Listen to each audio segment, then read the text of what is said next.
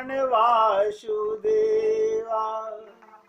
श्री कृष्ण गोविंद हरे मुरारी हे नाथ नारायण वासुदेवा श्री कृष्ण गोविंद हरे मुरारी हे नाथ नारायण वासुदेवा श्री कृष्ण गोविंद हरे मुरारी हे नाथ नारायण वासुदेवा श्री कृष्ण गोविंद हरे मुरारी हे नाथ नारायण वासुदेवा। बहुत एकाग्रचित होकर के सुनिएगा। गोदम्बा जी मेघ का बहाना बनाकर मेघ तू ऊपर चढ़कर नील वितान के समान फैलकर गज समूह के समान काली काली घटाओं को लेकर वर्षा करना। क्या मतलब कि प्रत्येक संत महात्मा अनेक प्रकार से भगवान की लीलाओं को हृदय में धारण करके भक्तों का कल्याण करने के लिए उन पर ये लीलाएं वर्षा के रूप में बरसाना। क्या कहा प्रभु? हाँ जी। तो गोदा जी अपनी सखियों से कहती हैं कि सखियों, भगवान की भुजाएं बड़ी सुंदर हैं, वे जीव मात्र की रक्षा करती हैं। तो गोदा जी कहती हैं कि भगवान की भुजाएं बड़ी सुंदर हैं, वे जीव मात्र की रक्षा करती हैं। जो उन भुजाओं का आश्रय लेता है, उनकी छाया में आता है, उनका कष्ट सदा के लिए मिट जाता है। उन भुजाओं की रक्षण क्षमता की तुलना में संसार में रक्षा के पात्रों की संख्या नहीं है। देखिएगा, कंस के महल के कुबलिया पीड़, हाथी, शंख, चांडूर, मुष्टिक आदि, मल एवं कंस आदि को मार करके भी भगवान को कोई श्रम नहीं हुआ। वे भुजाएं दुर्बलों का त्याग कभी नहीं करती। ये विश्वास करो कि भगवान की भुजाएं तुम्हारी रक्षा अवश्य करेंगी। वे उनको भोग्य रूप हैं, सदा उनकी रक्षा करती हैं। उन्हीं के द्वारा दुर्बलों की भोग सिद्धि होती है। तो गोदा जी कहती हैं कि सखियों, एक समय श्री नारायण ने, ध्यान दीजिएगा, नाभि कमल से एक पुत्र उत्पन्न हुआ। उस समय धात्री आदि का कुछ प्रबंध ही नहीं था। जब ब्रह्मा की उत्पत्ति हुई, उसमें धरती नहीं थी, इसलिए स्वयं नारायण की उन चारों भुजाओं ने शस्त्र लेकर पुत्र ब्रह्मा की रक्षा की। और जगत कर्ता पुत्र की झांकी से कमल हिंडोला खाने लगा। वो कमल जिसपे ब्रह्मा जी की उत्पत्ति हुई, वो हिलने लगा था। सुदर्शन चक्र ने उस पर लेटे हुए ब्रह्मा की आरती उतारकर हर्ष मनाया था। श्री नारायण ने पुत्र जन्म के उल्लास का कोई प्रयास नहीं किया, क्योंकि नारायण अति गंभीर, फिर भी चारों भुजाओं के आयुध ने पूरा हर्षोल्लास किया था। हे मेघ, तुम भी उसी चक्र के समान बिजली चमकाओ, शंख के समान स्थिर होकर देर तक गर्जना करो। उस गर्जना से अनुकूल जन उसी प्रकार प्रसन्न हो, प्रतिकूल नष्ट हो जाएं। तो कहते हैं, हे मेघ, आश्रितों पर दुख आने के पूर्व ही भगवान उनकी रक्षा करते हैं। जो भगवान की शरण चला जाता है, उस पर कभी कोई कष्ट नहीं आता, क्योंकि भगवान कष्ट आने से पहले उनकी रक्षा में पहुंच जाते हैं। जिस प्रकार नदी तीर के खेत सूखते नहीं, जब चाहा खेत का पानी से पाट लिया जाता है, उसी प्रकार भगवान का आश्रय लेने से देवामृत खेत सूख जाते हैं, बिना वर्षा के हरे भरे रह ही नहीं पा सकते। भगवान का आश्रय ही, कहते हैं इस प्रकार हे मेघ तुम वर्षा में विलंब ना करना। और हम लोगों को गोदा जी क्या प्रेरणा दे रही हैं, जब तक भगवान की शरणागति ग्रहण नहीं करोगे,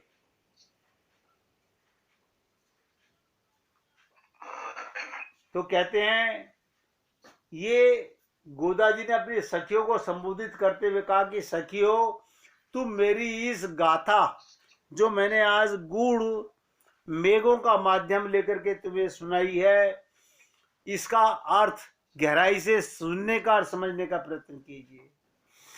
परम ज्ञान के सागर परमात्मा ही समुद्र है। ये ज्ञान का भंडार कौन है? परमात्मा। ये संत महात्माओं के पास में जो भी कुछ ज्ञान है कहां से आता है? भगवान की कृपा से आता है। उस परमात्मा की कृपा से प्राप्त ज्ञान के द्वारा जीवन निर्वाह करने वाले आचार्य ही मेघ हैं।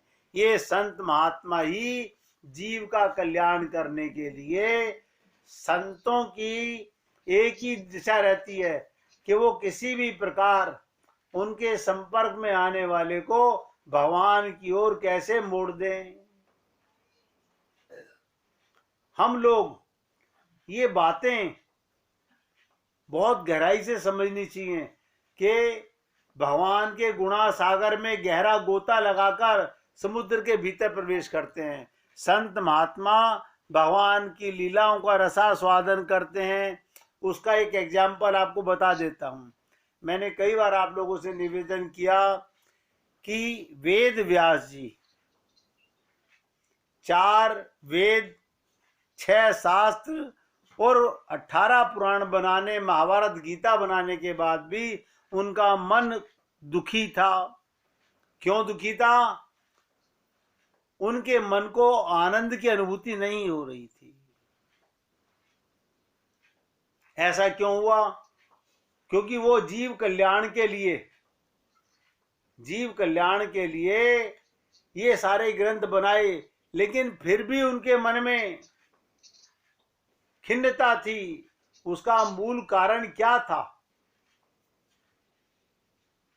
उसका मूल कारण था कि उनको खुद को तसल्ली नहीं हो रही थी कि जो कुछ मैंने बनाया है इससे आने वाले प्रत्येक जीव का कल्याण हो सकेगा।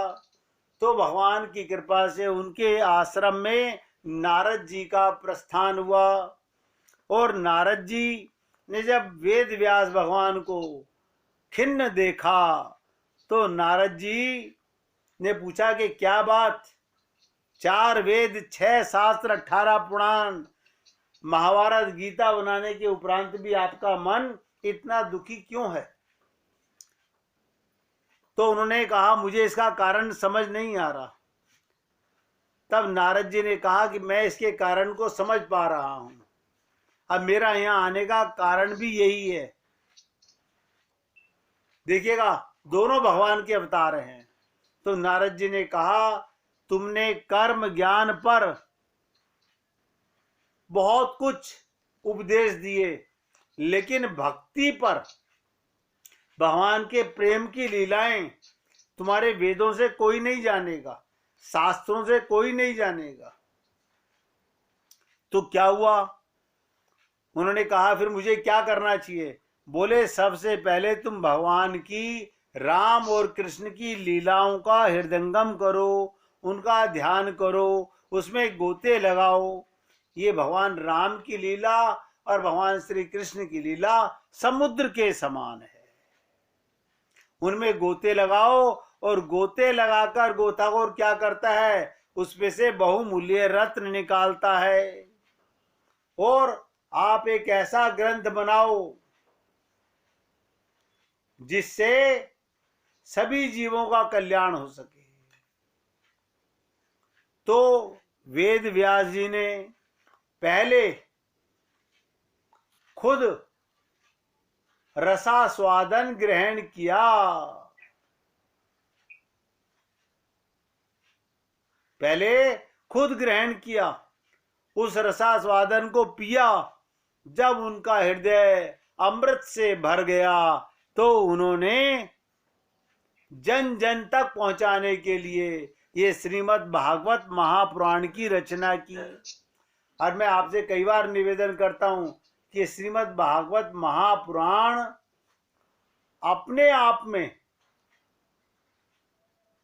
सारे वेद शास्त्रों का निचोड़ है। इसमें गोते लगाने वाले व्यक्ति को फिर कहीं भटकना नहीं पड़ता। लेकिन गोता लगाए कौन? गोता लगाए कौन? मूल चीज यह है, क्योंकि सब लोग ऊपर ही ऊपर कल्याण करना चाहते हैं। तो संत महात्मा हम लोगों के जीवन में किस लिए आते हैं? हम लोगों के जीवन में संत महात्मा भगवान के प्रेम के शास्त्रों में गोते लगाते हैं और उस से जो अमृत स्वरूप लीलाएं निकलती हैं उनको हम सब तक पहुंचाते हैं। तो इस प्रकार गोदा जी इस चौथे पासुर में बता रही हैं, आचार्य पद पर विराजमान होना ही, किसी का गुरु बनना ही मेघ का ऊपर चढ़ना है। आचार्य में भी भगवान के तुल्य गुण मानने चाहिए और भगवत विषय का स्पष्टीकरण जो करते हैं संत महात्मा, वो बिजली के चमक के समान है। और श्री कृष्ण के अनुभव और सेवा का कार्य, वो हम सबकी कैसे सेवा कर रहे हैं, ये आप और हम लोग अपने आप से नहीं समझ पाते।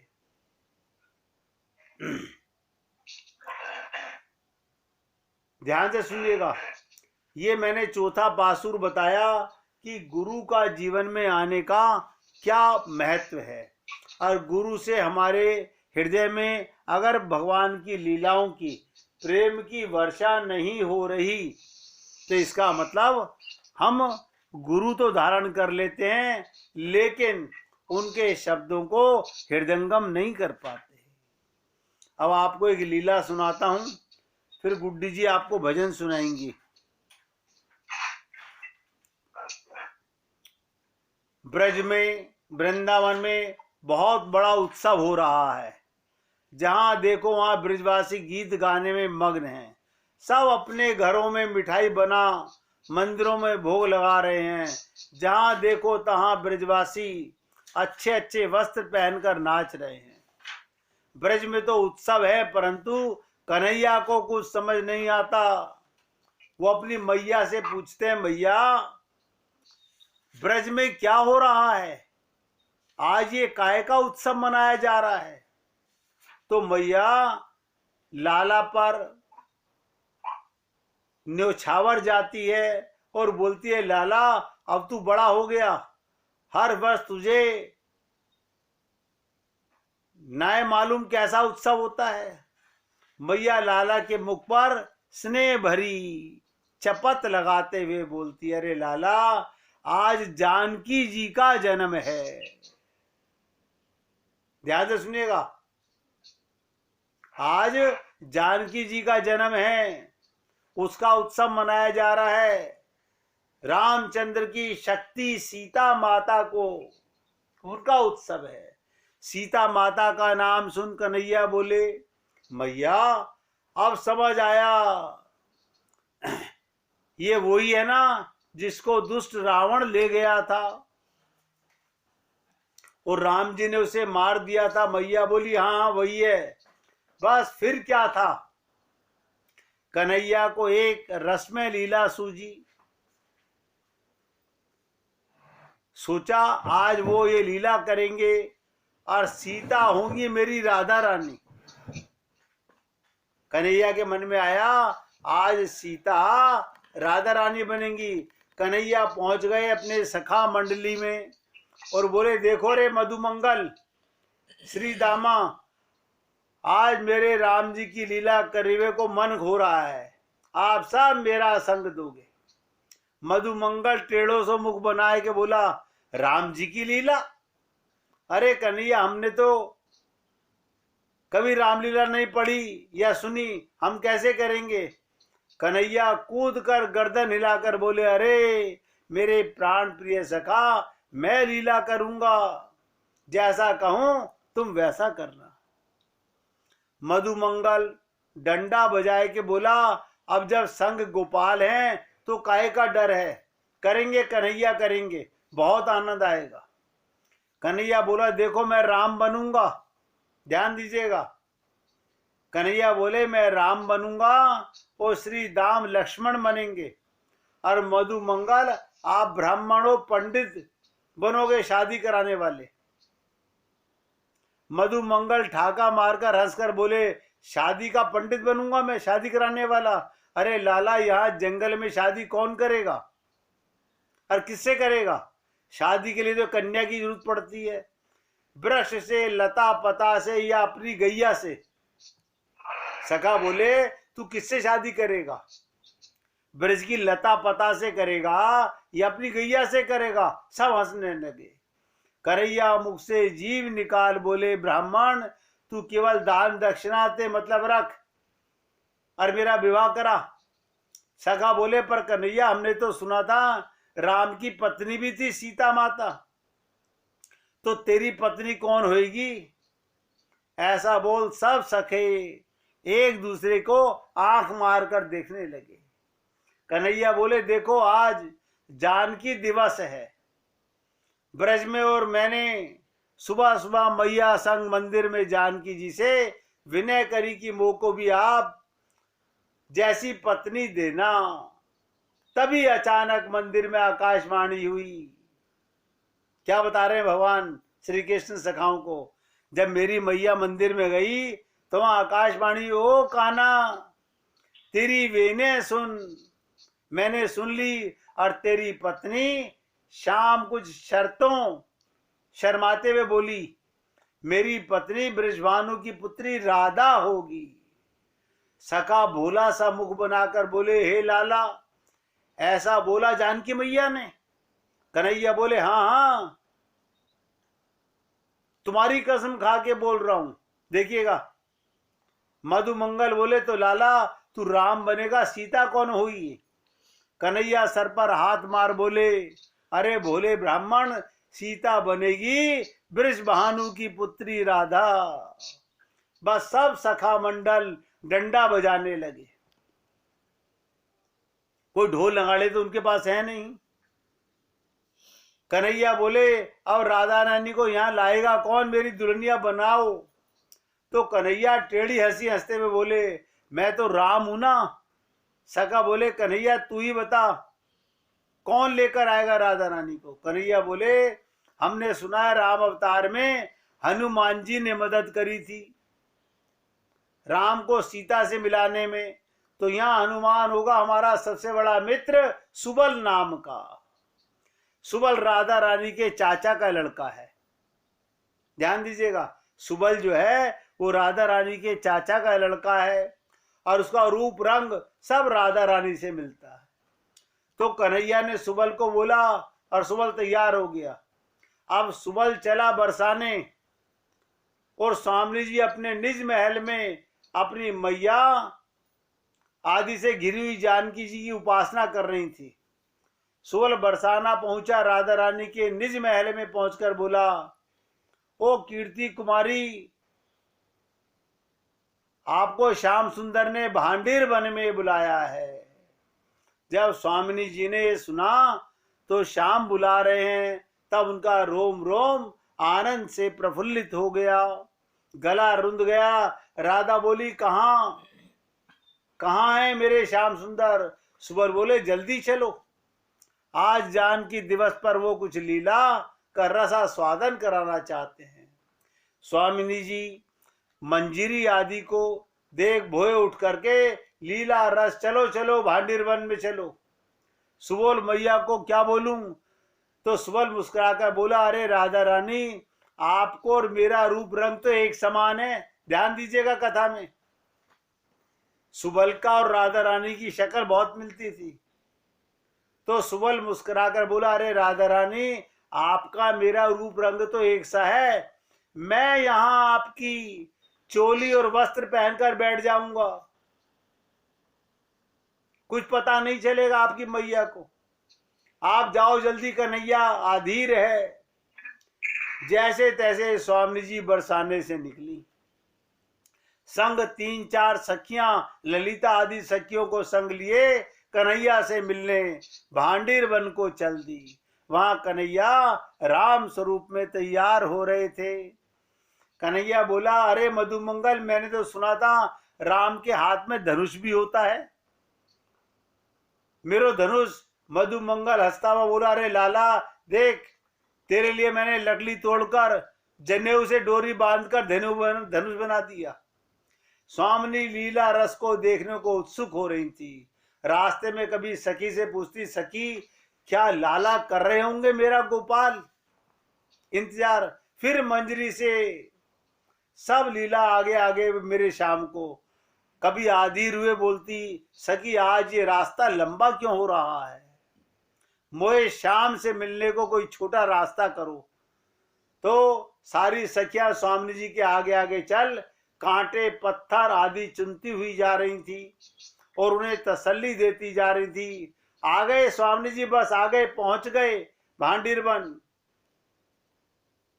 रास्ता खत्म नहीं हो रहा, वो मेरी बाट देख रहे हैं, लीला कैसे करेंगे मेरे बिना। कहते हैं, अरे सुख और सारिक और कोयल, आज मोए अपने पीठ पर बैठा कर उड़ा करके ले चलो, मोए शाम मिलने की आस है। स्वामिनी जी अधीर हो रही थी। उन्हें अधीर देख करके उनकी सखियां सोचने लगी कि स्वामिनी की अधीरता बढ़ती जा रही है, मैं उन्हें यहीं रोक कहती हूं, पहुंच गए, फिर चुपके से श्याम सुंदर को ले आएंगे। वहां श्याम सुंदर रामचंद्र बन चुके थे। मधुमंगल ब्राह्मण के वेश में था। श्याम सुंदर मंजरी के मुख को देख अधीर हो गई और सखिया दौड़ते हुए कान्हा के पास पहुंची। सारी सखिया आगे, श्याम सुंदर मंजरी के पीछे पुकारते हुए दौड़ रहे हैं, कहां मेरी स्वामिनी। जैसे लगा कि त्रेता युग में राम दौड़ रहे हों और वनवास में सीता से मिलन के लिए। ऐसा लगता है कि मानो त्रेता युग में जैसे राम सीता के मिलन को। तो गोपियां आगे आगे, श्याम सुंदर उनके पीछे पीछे, सखा मंडल उनके पीछे पीछे, ब्रज के सारे पशु पक्षी उनके पीछे पीछे दौड़ रहे थे। जैसे तैसे वो राधा जी के पास पहुंच गए। श्याम सुंदर मुस्कुराते हुए बोले, स्वामी जी, आज जानकी दिवस पर हम राम रूप धरे और श्री दाम लक्ष्मण और ये मधुमंगल पंडित बना है विवाह कराने वाला। तब पंडित मधुमंगल बोला, ओ रामचंद्र, लगन का मुहूर्त निकला जा रहा है, जल्दी अपनी सीता को तैयार करो। राधा रानी बोली, कन्हैया हमें श्रृंगार तो करने दो, जैसे दुल्हन सजती है। सारे वन के पशु पक्षी उस विवाह के साक्षी बन रहे थे। राधा रानी को ललिता जी सीता माता का श्रृंगार कर रही थी। कितनी मोतियों की माला जोड़े में लगाई, कितने गले में पहनाई, कितनी सुंदर चंदन से उनका श्रृंगार किया। अब सीता माँ तैयार, वहां राम कब से तैयार, दोनों बीच में बैठ गए और ललिता जी ने अग्नि प्रज्वलित की और मधुमंगल पंडित बनकर मंत्र गाने लगे। ललिता जी सीता माता की अभिनय करने लगी और माता की तरह सीता माता के पास बैठकर विशाखा सखी को पिता जनक बनाकर सीता माता के दूसरी तरफ बिठा दिया। ऐसे लगा जैसे जनक के आंगन में राधा रानी आज विवाह समारोह में आए हैं। सखियों सीता माता राधा के संग खड़ी गीत गाने लगे।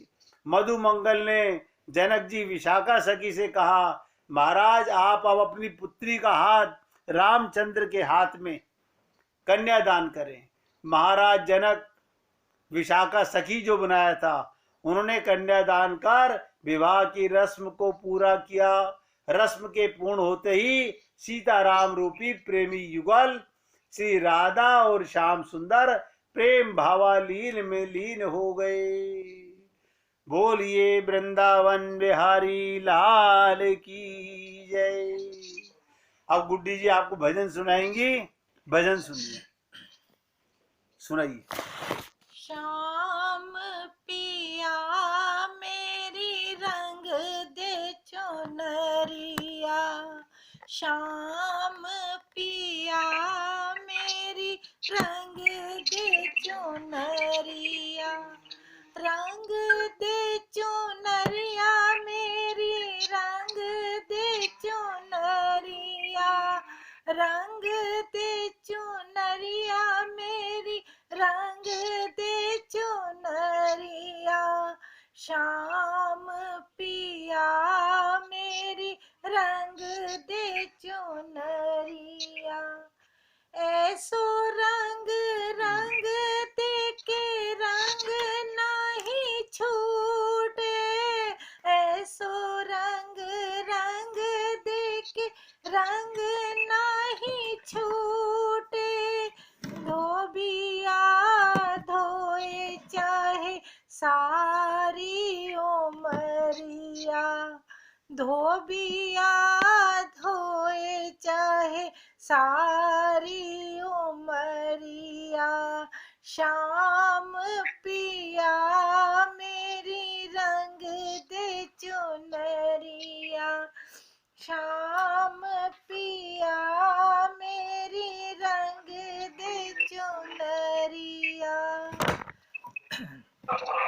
बिना रंगाए मैं तो घर नहीं जाऊंगी, बिना रंगाए मैं तो घर नहीं जाऊंगी, बीत ही जाए चाहे सारी उमरिया, बीत ही जाए चाहे सारी उमरिया, श्याम पिया मेरी रंग दे चुनरिया, श्याम पिया मेरी रंग दे चुनरिया।